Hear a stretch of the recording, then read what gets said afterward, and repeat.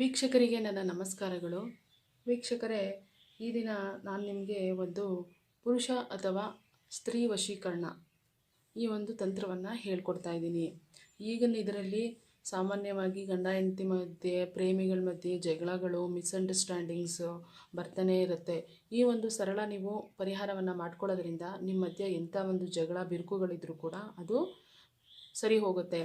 ಆದಷ್ಟು ಬೇಗ ನೀವು ಯಾವುದೇ ಒಂದು ದ್ವೇಷ, ಹಠ, ಕೋಪ ಇದ್ದರೂ ಕೂಡ ಅದನ್ನೆಲ್ಲ ಬಿಟ್ಟು ನೆಮ್ಮದಿಯಾಗಿ ಬಾಳೋ ರೀತಿ ಈ ಒಂದು ತಂತ್ರ ನಿಮಗೆ ಸಹಾಯ ಮಾಡಿಕೊಡುತ್ತೆ. ಯಾವುದೋ ಒಂದು ಕೆಟ್ಟ ದೃಷ್ಟಿ ಬಿದ್ದಾಗ ನಿಮ್ಮ ಮೇಲೆ, ನಿಮ್ಮ ಪ್ರೀತಿ ಮೇಲೆ ಈ ರೀತಿಯ ಒಂದು ಘಟನೆಗಳು ನಡೆಯೋದಕ್ಕೆ ಶುರುವಾಗುತ್ತೆ. ನಿಮ್ಮ ಮಧ್ಯೆ ಜಗಳಗಳೆಲ್ಲ ಬರೋದಕ್ಕೆ ಶುರುವಾಗುತ್ತೆ. ಆ ಒಂದು ನಿಮ್ಮ ಮಧ್ಯೆ ಇರ್ತಕ್ಕಂಥ ಜಗಳಗಳನ್ನೆಲ್ಲ ತೆಗೆದು ಹಾಕೋದಕ್ಕೆ, ನೆಮ್ಮದಿಯನ್ನು ಕೊಡೋದಕ್ಕೆ ಈ ಒಂದು ತಂತ್ರ ತುಂಬಾ ಸಹಾಯ ಮಾಡುತ್ತೆ. ಅದಕ್ಕೆ ಬೇಕಾಗಿರೋದು ವೀಕ್ಷಕರೇ ನೋಡಿ, ಈ ರೀತಿಯಾದಂಥ ಒಂದು ಕೆಂಪು ಕಲರ್ ಬಟ್ಟೆ. ಇದು ಕೆಂಪು ಬಣ್ಣದ ಬಟ್ಟೆಯನ್ನು ತೆಗೆದುಕೊಂಡು ಇದ್ರ ಮೇಲೆ ಒಂದು ವಿಳ್ಯದೆಲೆನ ಇಡಬೇಕು ವೀಕ್ಷಕರೇ. ಈ ರೀತಿ ಇಟ್ಟು ನೀವು ಪ್ರೀತಿಸ್ತೀರ ಅಂಥವರು ಅಥವಾ ನಿಮ್ಮ ಪತಿ ಹೆಸರು, ಪತ್ನಿ ಹೆಸರು, ಯಾರು ನಿಮ್ಮಿಂದ ದೂರ ಆಗಿರ್ತಾರೆ ಅಂಥವ್ರ ಹೆಸರನ್ನು, ಅಥವಾ ದೂರ ಆಗೋದಕ್ಕೆ ನಿಮ್ಮಿಂದ ಪ್ರಯತ್ನ ಪಡ್ತಿರ್ತಾರೆ, ನಿಮಗೆ ಗೊತ್ತಾಗ್ತಾ ಇರುತ್ತೆ ಅವರಲ್ಲಿ ಬದಲಾವಣೆಗಳು, ಅಂಥ ಒಂದು ಸಮಯದಲ್ಲಿ ಈ ಒಂದು ತಂತ್ರವನ್ನು ಮಾಡಿ ವೀಕ್ಷಕರೇ. ಇದನ್ನು ನೀವು ಅಮಾವಾಸ್ಯೆ ಅಥವಾ ಹುಣ್ಣಿಮೆ ದಿನ ಮಾಡಿದ್ರೆ ತುಂಬಾ ಒಳ್ಳೆಯದು. ವ್ಯಕ್ತಿಗಳನ್ನು ನೀವು ನಿಜವಾಗ್ಲೂ ನಿಮ್ಮಿಬ್ಬರ ಮಧ್ಯೆ ಒಂದು ಒಳ್ಳೆ ಸಂಬಂಧ ಇದ್ದು ಒಳ್ಳೆ ಪ್ರೀತಿಯನ್ನು ಮಾಡ್ತಿದ್ರೆ ಮಾತ್ರ ಈ ಒಂದು ತಂತ್ರವನ್ನು ನೀವು ಮಾಡಿ. ಸುಮ್ಮನೆ ಯಾರ್ಯಾರ ಮೇಲೋ ಮಾಡಿದ್ರೆ ಇದು ನಿಜ ನಿಮ್ಗೆ ಯಾವುದೇ ರೀತಿ ಫಲವನ್ನು ಕೊಡೋದಿಲ್ಲ. ಮತ್ತು ಇದನ್ನು ಕೆಟ್ಟದಕ್ಕೆ ಬಳಸಬೇಡಿ ವೀಕ್ಷಕರೇ, ಒಳ್ಳೆಯದಕ್ಕೆ ಮಾತ್ರ ಬಳಸಿ. ಈ ರೀತಿ ಒಂದು ಕೆಂಪು ಬಟ್ಟೆ ಮೇಲೆ ವಿಳ್ಯದೆಲೆನ ಇಟ್ಕೊಂಡು ಯಾರು ಈ ತಂತ್ರವನ್ನು ಮಾಡಬೇಕಾದಾಗ ನೋಡದೇ ಇರೋ ಹಾಗೆ ಎಚ್ಚರವನ್ನು ವಹಿಸಿ ಇದನ್ನು ಮಾಡಿ. ಆಗ್ನೇಯ ದಿಕ್ಕಿನಲ್ಲಿ ಕುಳಿತುಕೊಂಡು ಇದನ್ನು ಮಾಡಿ. ಇಲ್ಲಿ ನೀವು ಯಾರನ್ನ ಪ್ರೀತಿಸ್ತಿರ್ತೀರ ಅವ್ರ ಹೆಸರನ್ನ ಪೆನ್ನಲ್ಲಿ ಬರೀರಿ. ನಾನು ಸುಮ್ಮನೆ ರಮೇಶ ಅಂತ ಬರಿತಾ ಇದ್ದೀನಿ. ಈ ರೀತಿ ಬರೆದು ಪೆನ್ನಲ್ಲಿ ಬರೆದು ನೀವು ಅವರು ಉಪಯೋಗಿಸ್ತಿದ್ದಂಥ ಯಾವುದಾದ್ರೂ ಒಂದು ವಸ್ತುವನ್ನು ವೀಕ್ಷಕರೇ ಇಲ್ಲಿ ನೀವು ಇಡಬೇಕು. ಇಟ್ಟರೆ ಮಾತ್ರ ಅದು ನಿಮಗೆ ಫಲವನ್ನು ಕೊಡುತ್ತೆ. ಅವರು ಉಪಯೋಗಿಸ್ತಾ ಇರಬೇಕು. ಇಲ್ಲ ಅಂತಂದರೆ ಅದು ಯಾವುದೇ ರೀತಿ ಫಲವನ್ನು ಕೊಡೋದಿಲ್ಲ.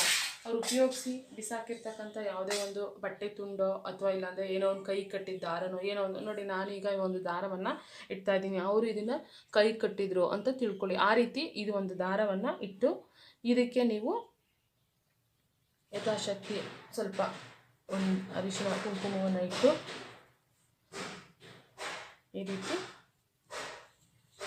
ತುಂಬಾ ವೀಕ್ಷಕರೇ ಇದನ್ನು ಮಾಡಿರ್ತಕ್ಕಂಥವರು 100ಕ್ಕೆ 100ರಷ್ಟು ಫಲವನ್ನು ಪಡೆದಿದ್ದಾರೆ. ಅವರೇ ಬಂದು ನಮಗೆ ಹೇಳಿದ್ದಾರೆ. ಅಷ್ಟು ಒಂದು ಪರಿಣಾಮಕಾರಿಯಾಗಿದೆ ಈ ಒಂದು ತಂತ್ರ. ಈ ರೀತಿ ಕಟ್ಟಿ ಇದನ್ನು ಅವ್ರು ಉಪಯೋಗಿಸ್ತಿದ್ದಂಥ ಇದನ್ನು ಹಾಕಿ ಅವರ ಹೆಸರನ್ನು ಬರೆದು ಈ ರೀತಿ ಕಪ್ಪು ದಾರದಲ್ಲಿ, ಯಾವುದೇ ಒಂದು ದೃಷ್ಟಿ, ಕೆಟ್ಟ ದೃಷ್ಟಿ ಇದ್ರೂ ಹೋಗಲಿ ಅಂತ ಹೇಳಿ ಈ ಒಂದು ಕಪ್ಪು ದಾರದಲ್ಲಿ ನೀವು ಇದನ್ನು ಕಟ್ಟಬೇಕು.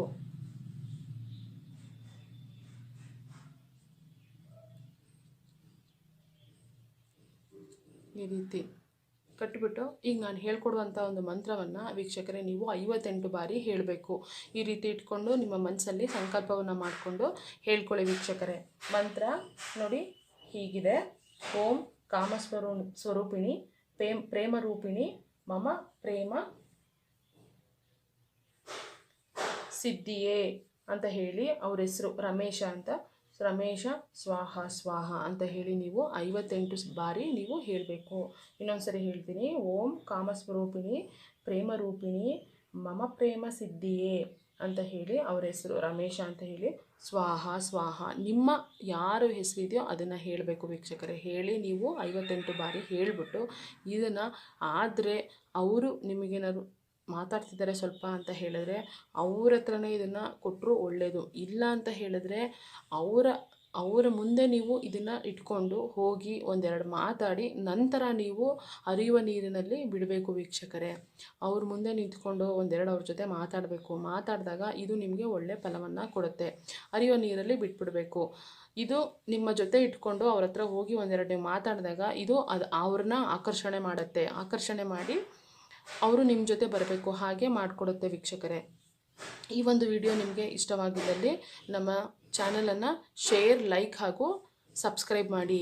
ನಿಮ್ಮ ಎಂಥ ಕಠಿಣ ಸಮಸ್ಯೆ ಇದ್ದರೂ ನಮ್ಮ ಗುರೂಜಿಯನ್ನು ನೀವು ಒಮ್ಮೆ ಭೇಟಿ ಮಾಡಿ. ಅವರು ಸರಳವಾಗಿ ನಿಮಗೆ ಪರಿಹಾರವನ್ನು ಕೊಡ್ತಾರೆ. ತುಂಬ ಜನಕ್ಕೆ ಕೊಟ್ಟಿದ್ದಾರೆ. ಅದರಿಂದ ಜನಗಳು ನೆಮ್ಮದಿಯಾಗಿ ಆನಂದವಾಗಿ ಇದ್ದಾರೆ ವೀಕ್ಷಕರೇ. ಅದರಿಂದ ಹೇಳ್ತಾ ಇದ್ದೀನಿ, ನೀವು ನಮ್ಮ ಗುರೂಜಿಯನ್ನು ದಯವಿಟ್ಟು ಒಮ್ಮೆ ಭೇಟಿ ಮಾಡಿ. ಧನ್ಯವಾದಗಳು ವೀಕ್ಷಕರೇ.